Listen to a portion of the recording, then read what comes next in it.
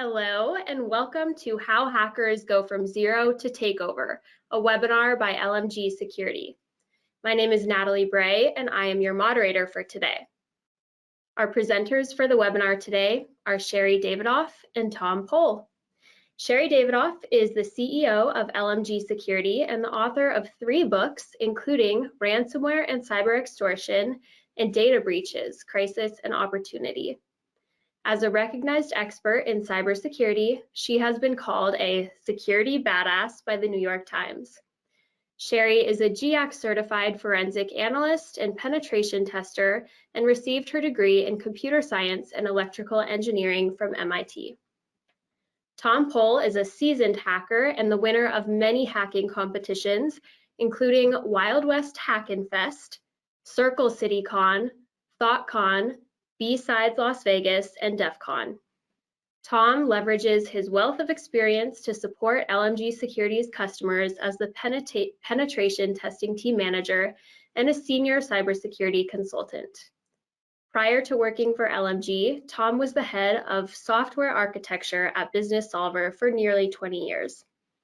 Sherry and Tom, I'm passing it over to you. Thank you so much, Natalie.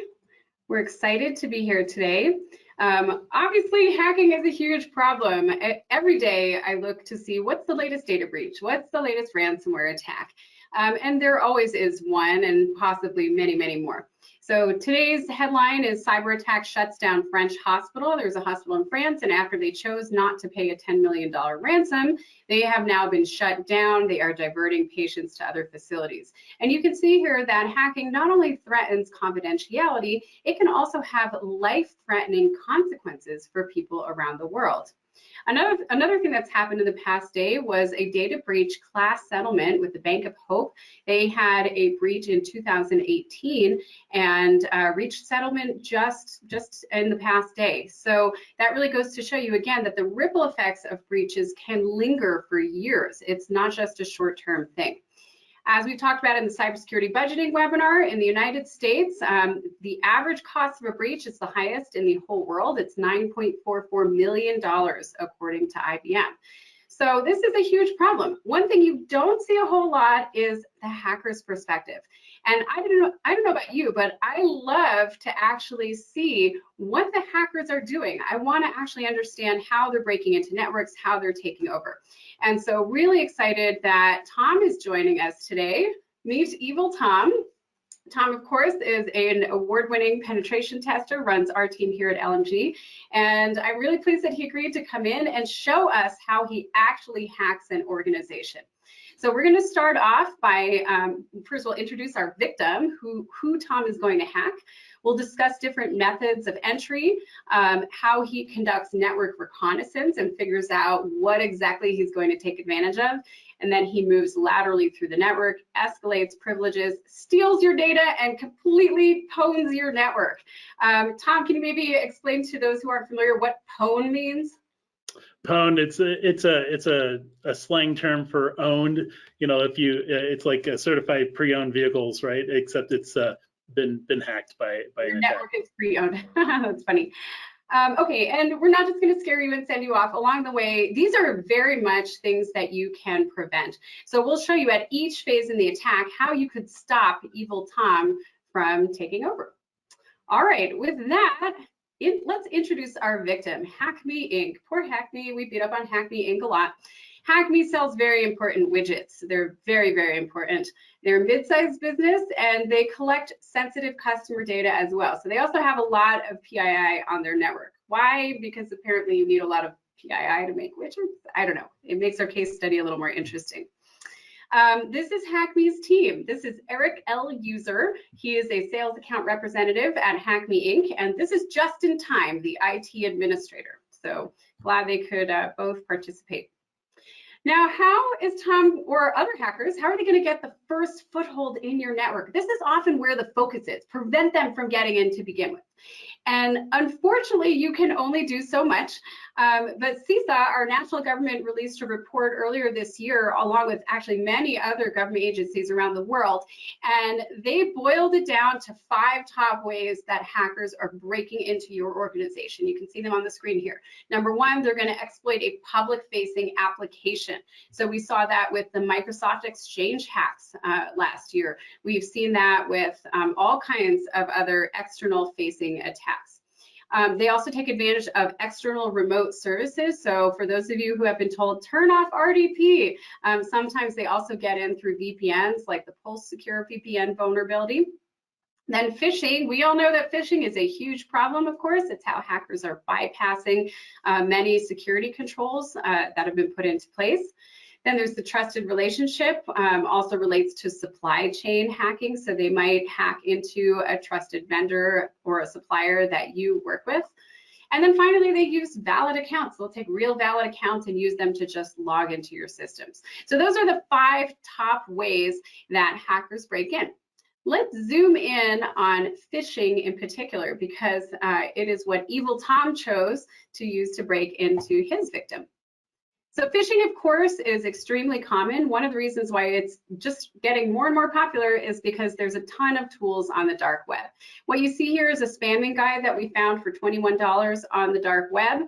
And you can see it includes a 1.5 million person private email list, scam page templates and systems. So this is really important. Scammers don't need to make their own fake phishing websites. This comes with Amazon, PayPal, Bank of America, lots of other ones. So you, the hacker, can pick or choose what you want to do. And you can just buy access to this and also get the author's help on that last bullet. I am answering all your questions when I am available on the market. So you get some guidance as well. We also see exploits for sale. So in this case, you're looking at a Microsoft Office exploit that's designed to be able to attach to an email, and then the hacker will email it to the victim, who will then click on it, and it will run and give the hacker a foothold on their system. And one of the things that's advertised here is the ability to bypass word security. We often see when you're buying these tools on the dark web, and this one's less than 10 bucks, you often see them advertising bypass Windows Defender, bypass some other popular antivirus tools, bypass word security. So Tom, I know that you wrote your own custom malware. Is that right? You want to tell us a little bit about the malware, and then we will play the video of you actually hacking Eric L. User? Sure. I just made a very simple piece of malware. It only took me, half an hour or so to create it. But it's we chose an option to create an executable. So basically, we're sending a fake invoice from Amazon.com. So we just had Black or Cyber Monday, and so we thought we could trick Eric User into clicking on our malicious email and running a program, and that program will open up a backdoor to your network. And then it actually pops up in a regular, legitimate Amazon.com login screen.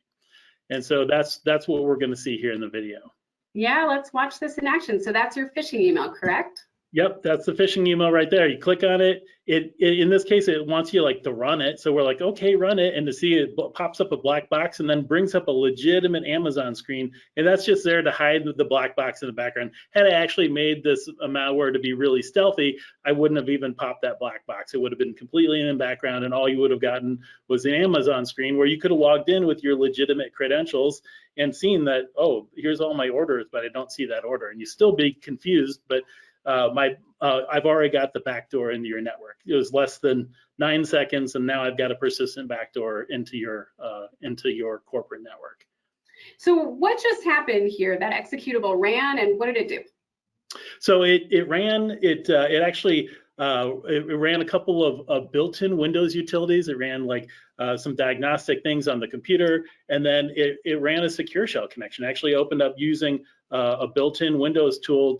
It dropped a key and logged into a remote server that then opened up a backdoor into the corporate network. Great. Okay, thanks so much. Let's move along and talk about how could we protect against this. So this is stage 1 of 5, by the way. So right now, Evil Tom has access. He's infected Eric L. User's computer, and you can get back into that whenever you want. Correct, Tom? Yep, anytime I want. Great. So number one, you want to make it so that these spam and phishing messages never reach your users to begin with. That is ideal. And the good thing is that we have access to a ton of effective technology. For those of you that use Microsoft 365, for example, you can see there's options for anti-phishing, anti-spam, anti-malware, and also something called safe attachments, where any attachment in the email is scanned by Microsoft Defender and Sandbox before it's ever allowed in the user's inbox. So ideally, malicious stuff is rooted out before it ever gets to the user. Now, unfortunately, these things are not free. Microsoft Defender, the plan 1 costs $2 per license per month. Plan 2 costs $5 per license per month. And there's Eric hoping that he can be protected from these things. Some of the features at the more basic level include things like machine learning and aggressive detonation evaluation. So again, they'll like pre-detonate this before it goes in your user's inbox. And then you can choose between standard protection and strict protection. And this is a debate that many IT groups have to have, because of course, standard protection will miss some things, but it causes less challenges for your users. More strict protection, or more aggressive protection, as Microsoft puts it, will have a higher rate of false positives. So you may miss some normal emails, but at the same time, you're going to have a higher level of protection. So good for high value targets or users that might be a priority. Some other important things, there's always going to be some messages that get in your users' inboxes. So as we've talked about in previous presentations, you want to invest in cybersecurity awareness training. It is no longer the case that annual awareness training is enough. Very important to be keeping security top of mind.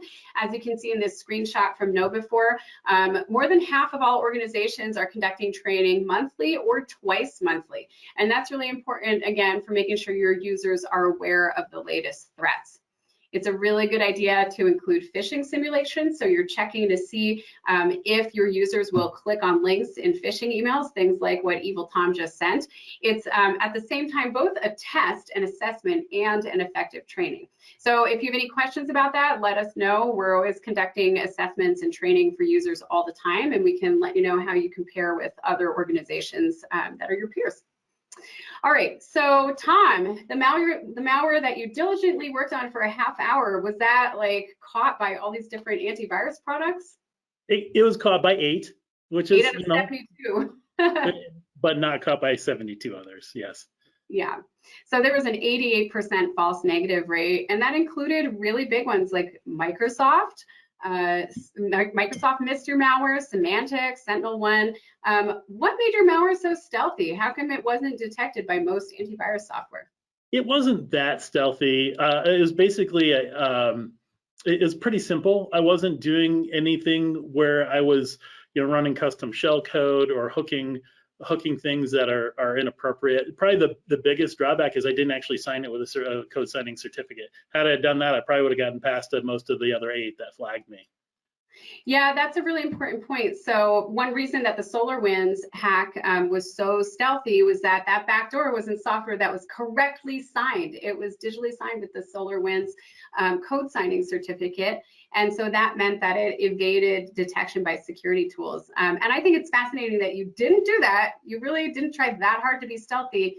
And 88% of antivirus software totally missed this. So pretty evil Tom. Now, you had mentioned to me earlier that your software leverages legitimate IT tools or legitimate commands that are used by Windows administrators. Is that right? Yep. Yeah, So it ran like ipconfig and secure shell. It was really very basic and rudimentary. I was just trying to get a little bit of information about the target network and then make a backdoor into the network. Well, I thought that was really fascinating because that's definitely a trend that we're seeing on the incident response side, where criminals are leveraging legitimate IT tools and using them to expand their access throughout the network. And I know we're going to see that more in a little bit. So I just wanted to draw everyone's attention to that. Another common hacking tool that we see is Cobalt Strike. So while you didn't use this, I wanted to mention it because it's a legitimate penetration testing tool. So the same tools that your pen testers are using day in and day out are also things that, of course, the hackers want to use as well. And you can now purchase Cobalt Strike on the dark web. Hackers will use it to expand through the network and beacon out. So there's a blurry line between legitimate and not legitimate these days.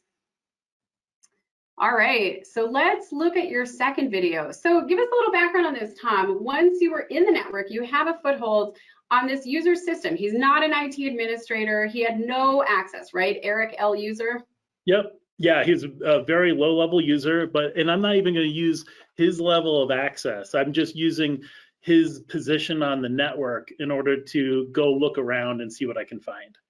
And so I don't know if you can start playing the video, but basically we first, his computer uploads a little bit of information about his computer into our network. So this is basically an output of ipconfig, a built-in Windows utility, and it tells me the name of their local network, hackme.local. It gives me the IP address scheme of that network, so which is like how the computers are kind of laid out. It looks like it's a very simple, small network. You'll even see down below there the IP subnet mask, meaning there's about 256 hosts potentially on the network, and then DNS servers. If you're on a corporate Active Directory network, 99 times out of 100, your DNS server is also what's called your domain controller, or that's kind of where all the passwords are stored for everyone on your network. And so just this one little piece of information, this one little output of a little simple tool built into Windows gives me as an attacker already kind of a roadmap of what I want to do or where I need to go to look on your network. So the next piece here is I'm going to look for a couple different things on your network. Like right off, just as an attacker, I'm super interested in like where do you store your files, and then and I'm also in particular around looking for web applications. It's pretty stealthy. Just to pause you here, you're using Nmap, which is a port scanning tool. It's going to scan the whole network and tell us what services are running. And it sounds like you're looking for web servers and then also file shares. Is that right? That's right. Web servers and file servers. Exactly. And then you'll see I put proxy chains in the front. That's what allows me to pivot through my attacking infrastructure into your corporate network. And you'll see right off, I found a few different hosts, and I found different services based on those hosts. Like you'll see, I found host 4, host 8, and host 253. It looks like all of them are hosting some kind of a file server, and 2 of them are hosting web applications. And so these are 3 computers on the network that you've noticed and you're gonna go after.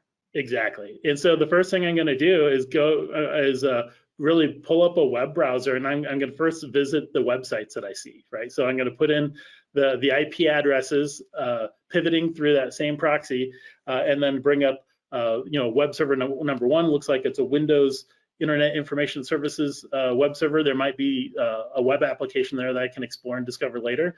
And then the second one I bring up, it's a printer. I found a printer on their network, which when I'm on a penetration test and I find a printer, I just jump for joy because I know often I can get good information, if not passwords, directly out of the printer. Well, I know how many times you talk with our team about, I found a printer today, and raise your hand out there if you have a printer on your corporate network. That's right. It seems like when you get the printer, you get the keys to the kingdom. In fact, I know there was even one case last year where you got the printer and you ended up getting their admin access on AWS. Like that was actually Tuesday last week. I mean, that happens all the time. Okay. Yeah. Where the smarter the printer, often the more likely it is that I'm going to gain access to more of your network because of it. And we're going to show you how. Well, that's scary. Well, how do we stop Evil Tom? All right. The good thing is Evil Tom can be stopped. I know you don't like to think so. One of the best ways to stop Evil Tom is through network segmentation. Nobody's going to put this on a billboard in the airport, segment your network. Nobody's making huge gobs of money off of it, but it is one of the most effective cybersecurity strategies out there. So most networks look like an M&M, hard and crunchy on the outside, soft and chewy on the inside. Basically, you can get to anything from anything. And what you really want is for your network to look like a honeycomb. When I first started in security, I helped segment my father's network. He had like a 30-person accounting firm, and we had that locked down. So workstations could not talk to servers. They were very, very specific ports. It was all based on allow listing. And then a few years later, when we did a pen test, our pen testers were like, what's going on? There's something wrong with this network. Even small businesses can have very, very effective security with support from educated IT staff who are really taking the time to segment that network. And then the other piece of this is detection. So as Evil Tom, is scanning, that's something that we could potentially detect on the network. And there's two components. Number one, having tools that can detect it. And number two, making sure that somebody is monitoring and actually responding when these alerts pop up. So some of the tools that you can use are network detection and response tools like NDR. Also port scan detection. Tom just did a port scan. We can absolutely detect it. There's a free and open source tool called ScanLogD. There's low-cost, inexpensive tools like Port Sentry. These will help raise an alarm bell when hackers are in that phase where they're doing reconnaissance on your internal network. There's also some more advanced tools, IDS tools like Zeek, Snort, Suricata. Again, a lot of free and open source options for you here. And then more modern and commercial tools these days include extended detection and response, XDR and EDR tools like CrowdStrike, Cortex by Palo Alto, Singularity by SentinelOne. So all those are designed to be a bit more advanced and to automate the response. So if you're short on human resources, short on staff, don't have the ability to monitor 24/7, some of those more advanced tools may be the best option for you. Again, above all, make sure you do have somebody watching, ideally 24/7 monitoring. We're seeing a lot more outsourcing. XDR technologies, according to IBM, can get you an average of 29 days in terms of earlier detection. So you could detect something like this 29 days earlier and really cut the attacker off before they have full access. All right, let's see what else you're going to do, Evil Tom. We have the printer. So now that we found the printer, I'm going to show you exactly kind of some of the steps that I take. Every printer is different. Every manufacturer has different levels of access. This is a Konica Minolta in this case.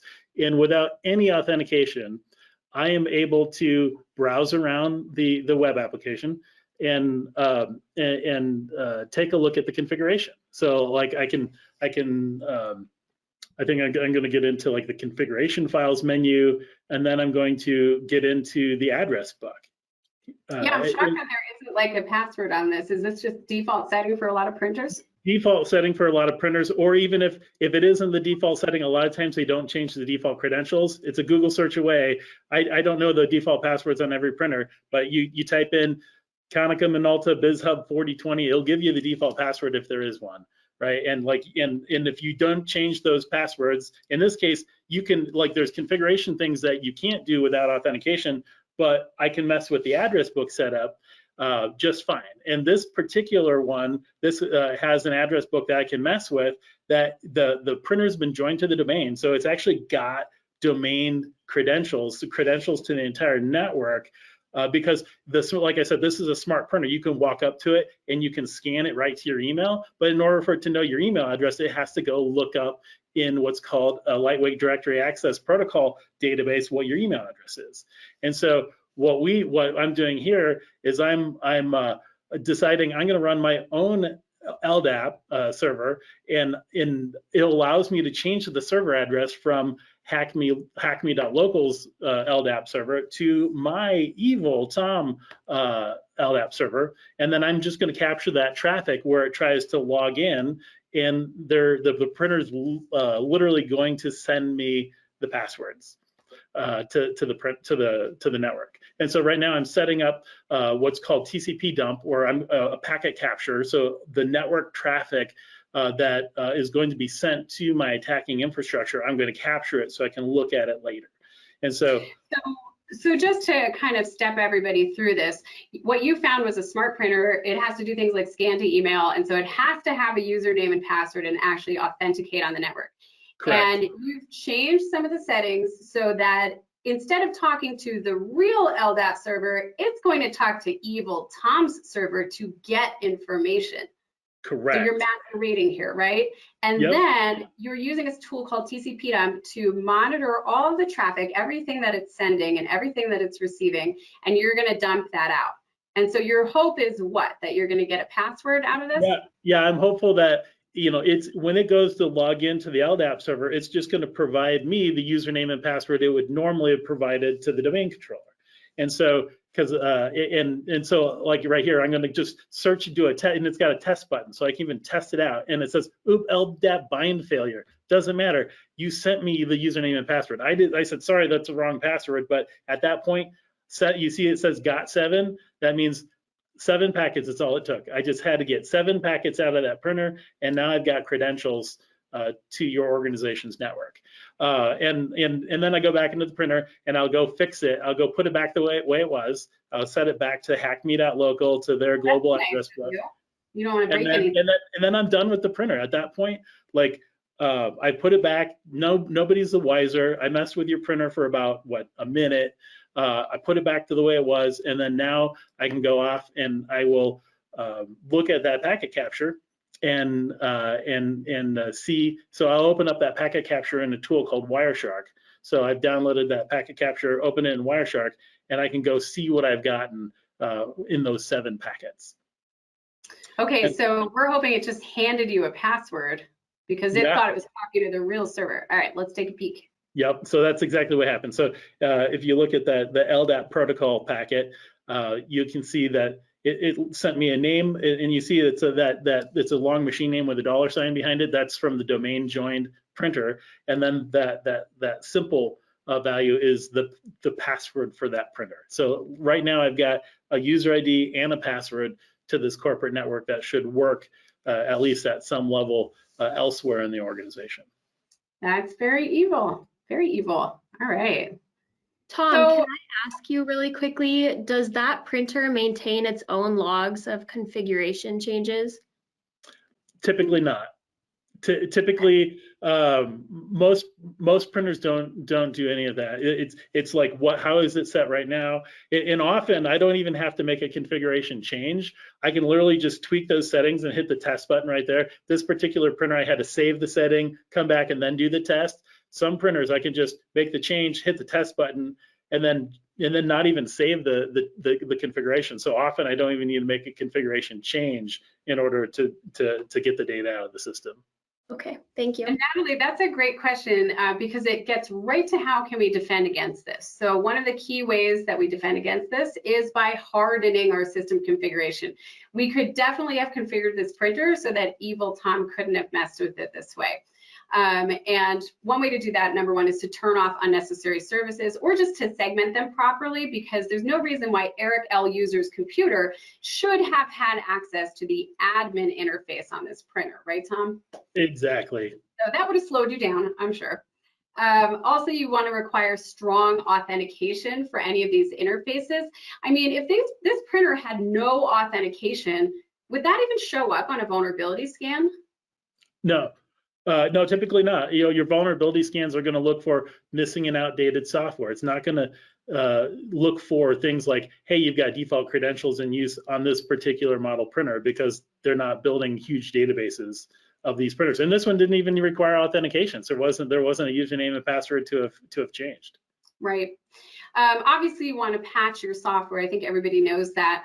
Minimizing your user accounts, so there's less for them to hack into.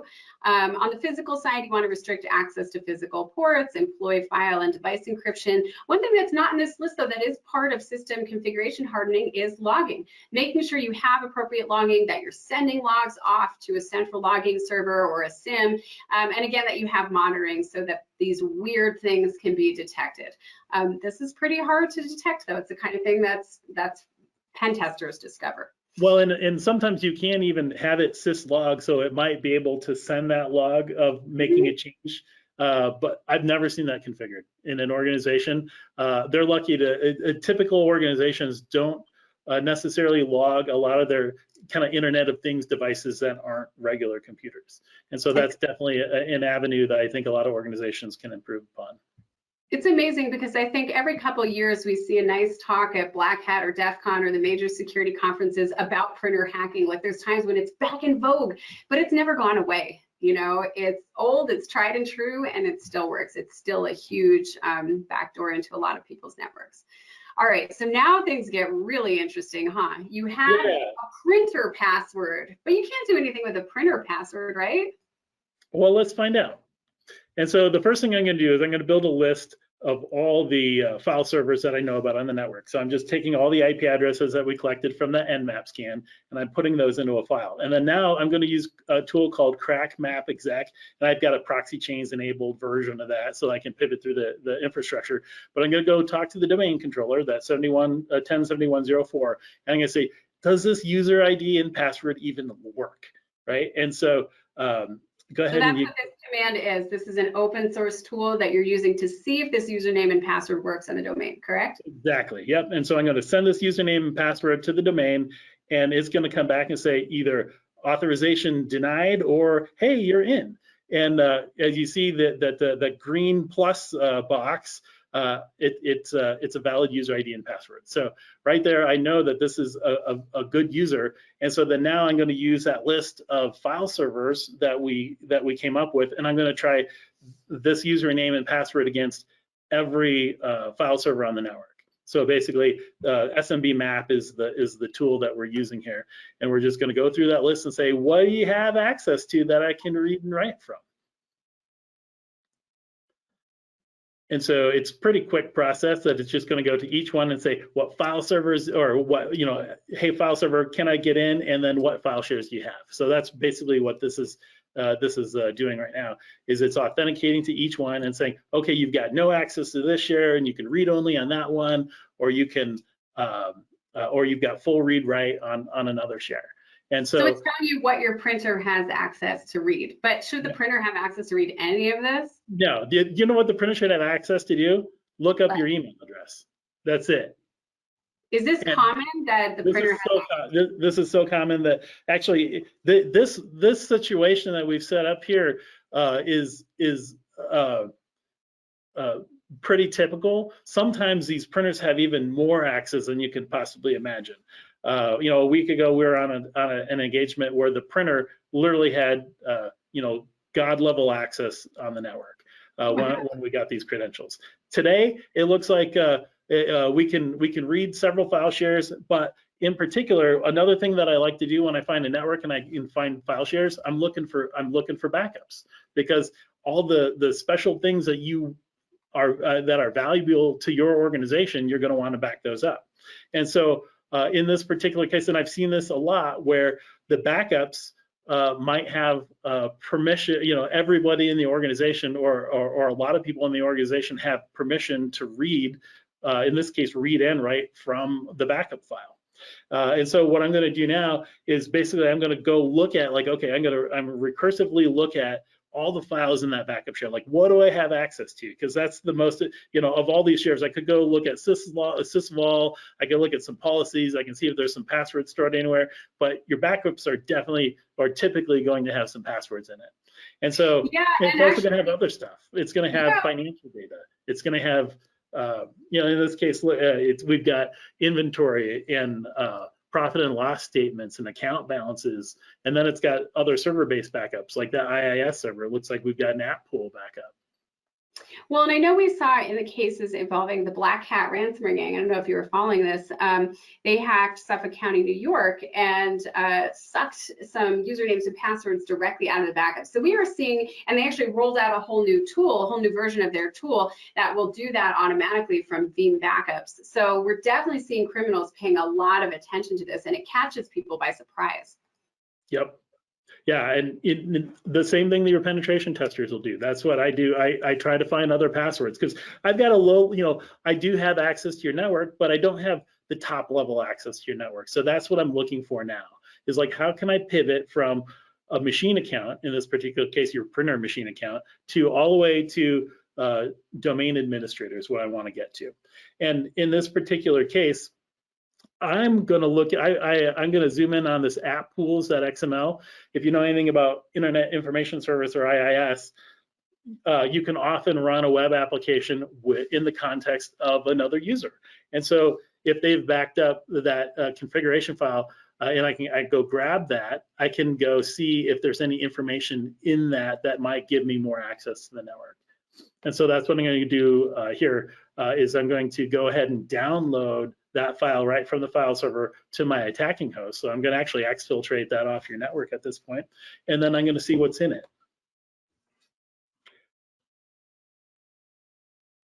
And there it goes. So we're downloading that the app pools XML file.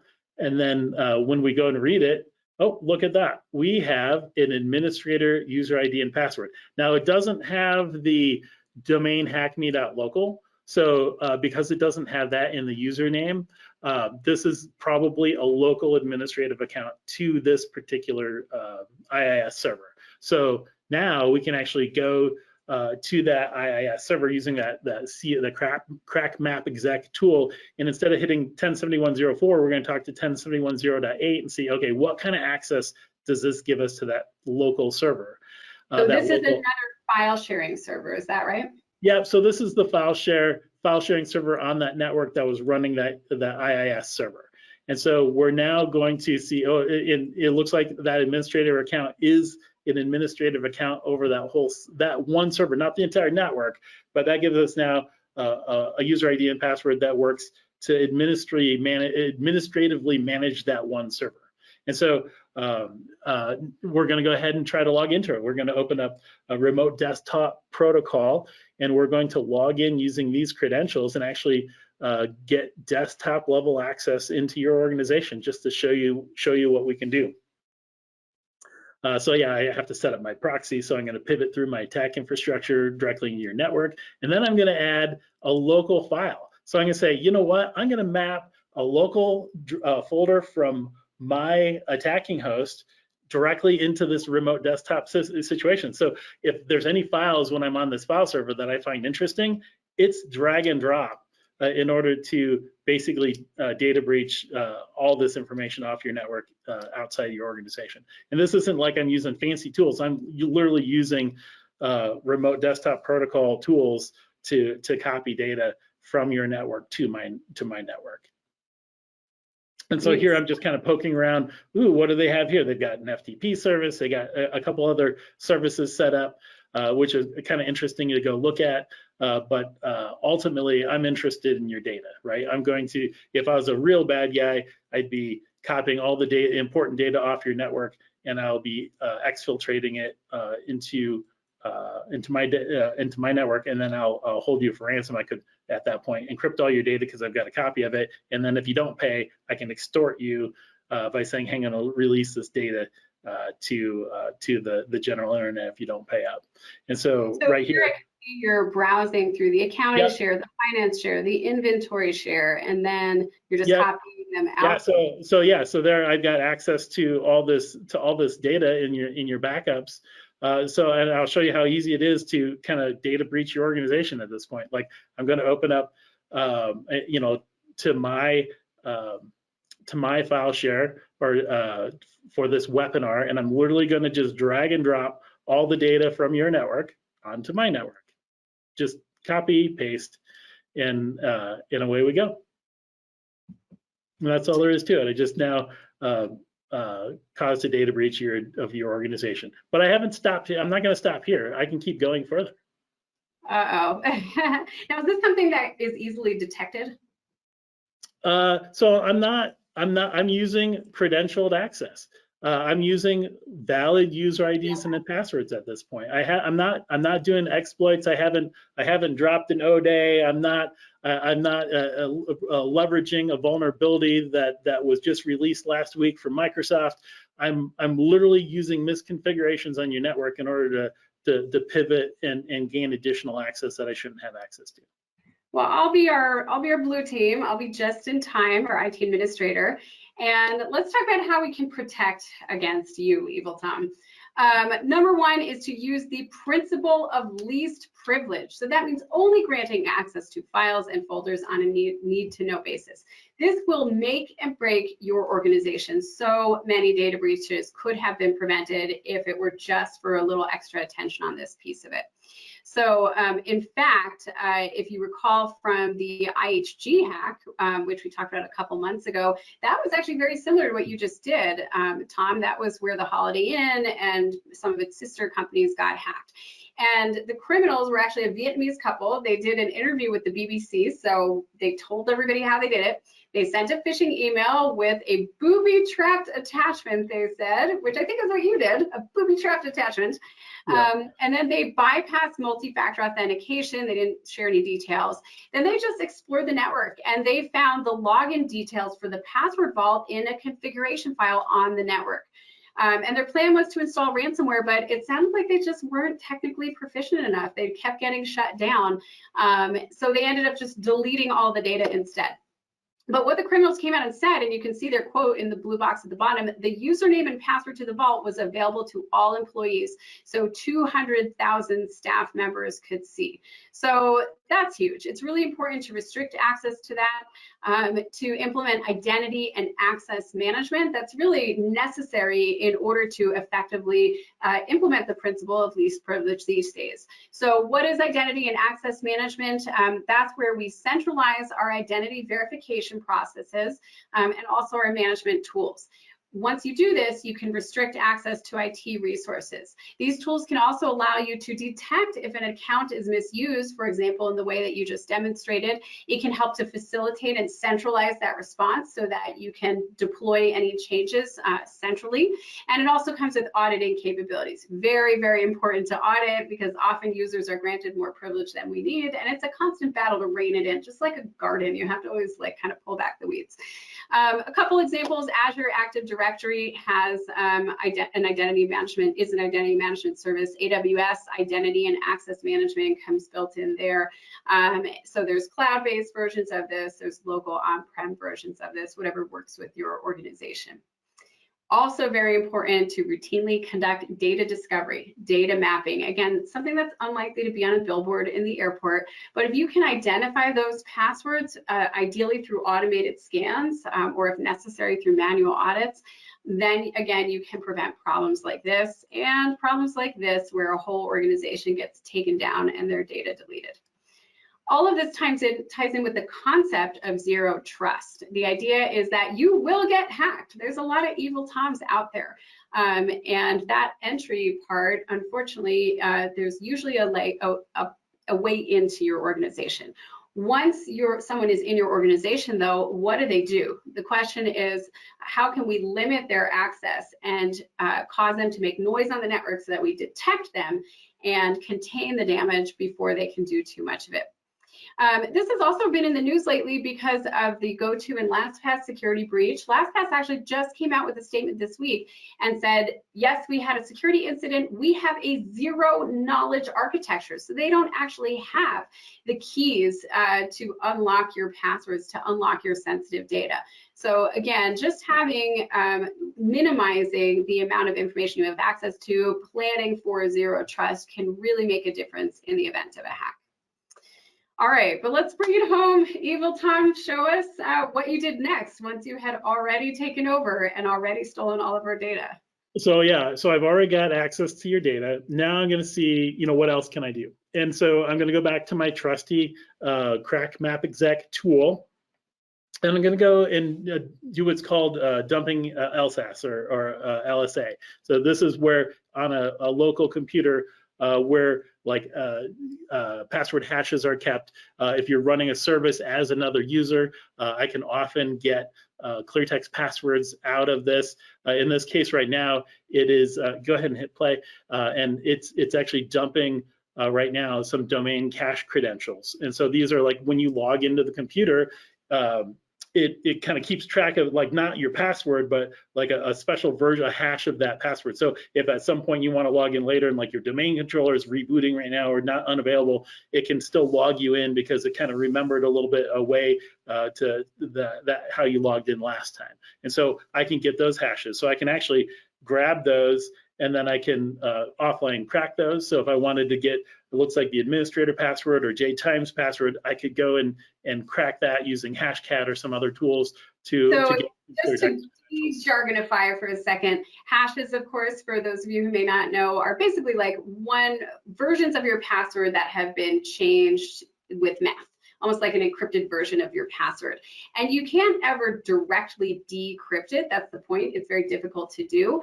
But we have a computer called a Kraken, a password cracking system that basically goes through and guesses. It will make billions of possible password guesses per second, and it will run the same mathematical transformations until it finds a result that matches. So that's what Tom's talking about. He's stealing these long, crazy strings, which are your encrypted password that should be impossible in theory to reverse engineer.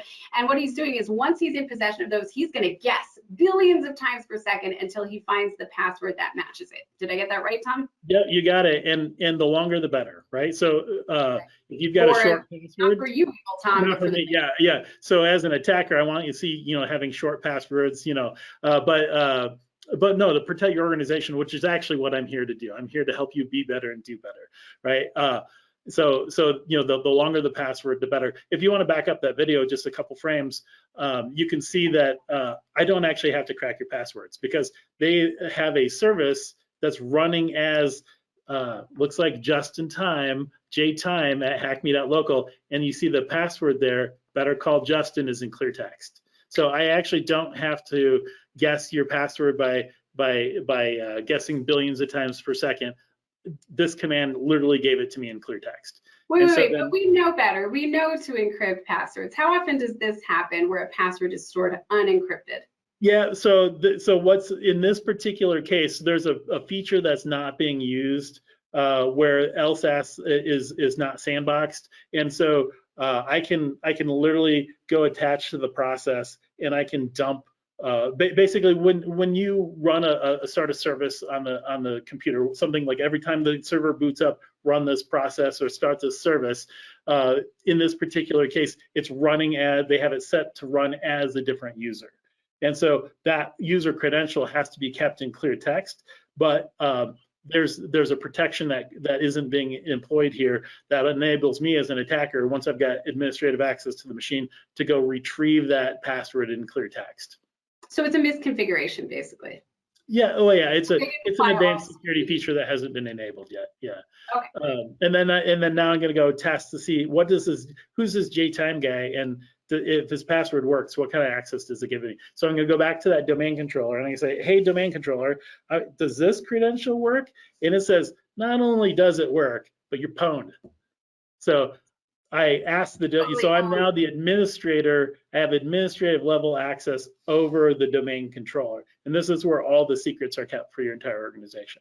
And so then now I'm going to use that same tool, but I'm going to use a different mode called NTDS, which is basically the password database for your entire organization. And I'm going to dump the entire database of much simpler hashes called NTLM hashes.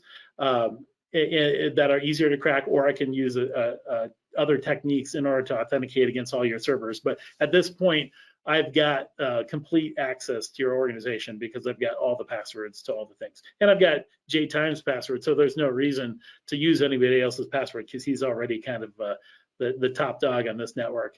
And I can just use his access everywhere I want. So now I can go create a connection to your domain controller. And I can log in as Justin.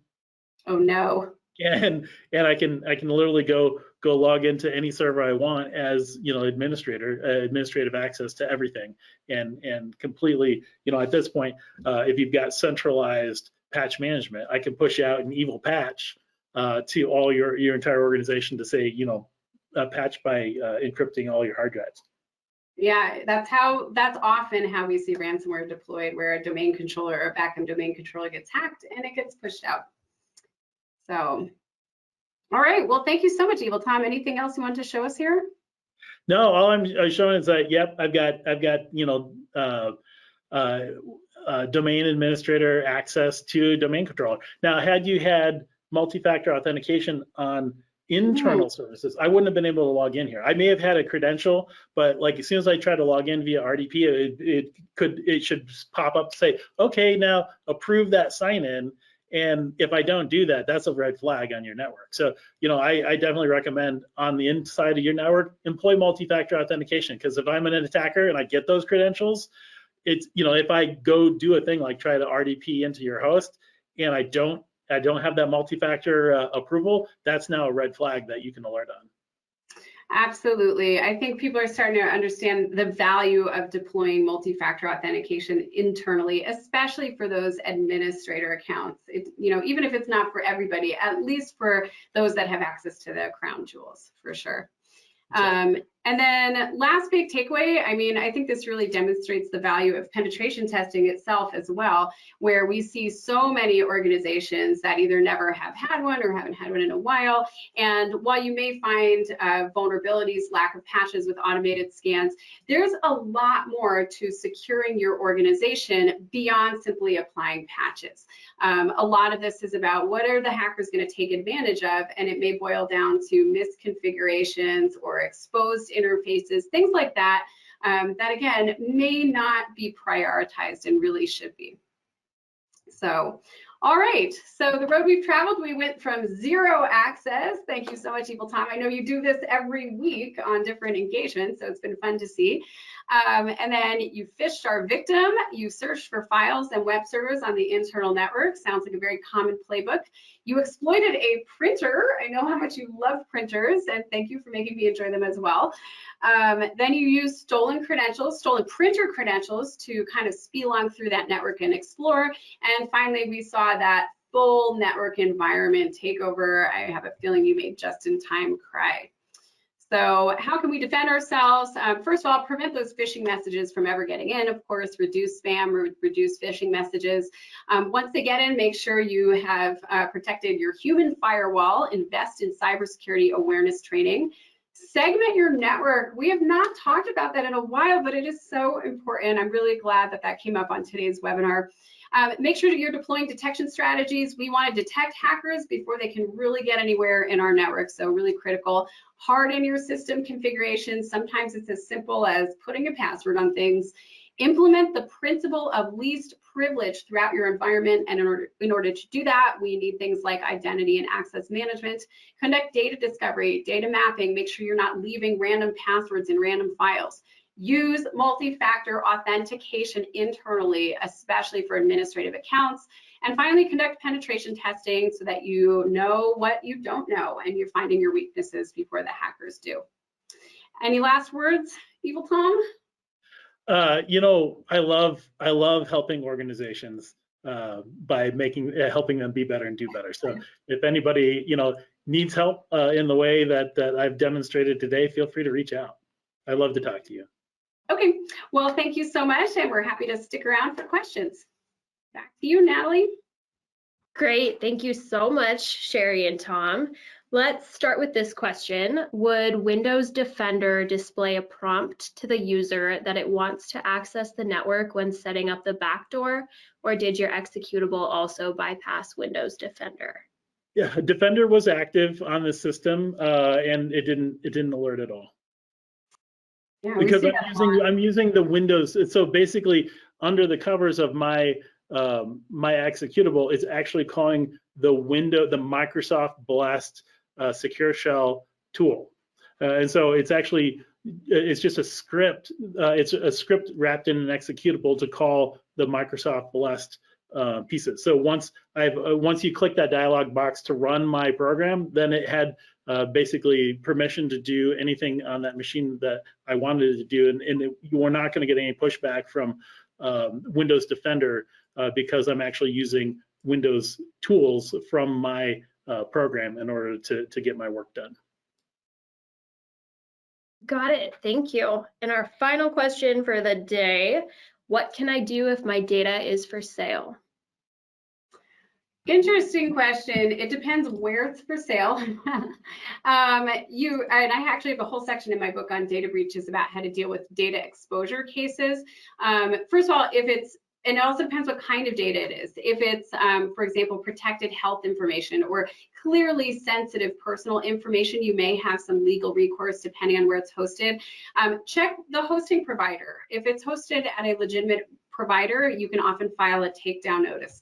However, if it's hosted on some random attacker's website in some random country, if it's hosted on WikiLeaks, someplace like that, if it's corporate data, you may not have the recourse that you seek. So the bottom line is talk to a professional, talk to somebody experienced. Feel free to drop me a line on LinkedIn if you have any questions. The details in your response will depend on exactly what type of data it is and where it's hosted. Wonderful. Thank you, Sherry. Thank you, Tom, as well, for being a part of this December webinar. My name is Natalie Bray with LMG Security, and we would like to thank everyone who attended. Thank you, and have a great rest of your day.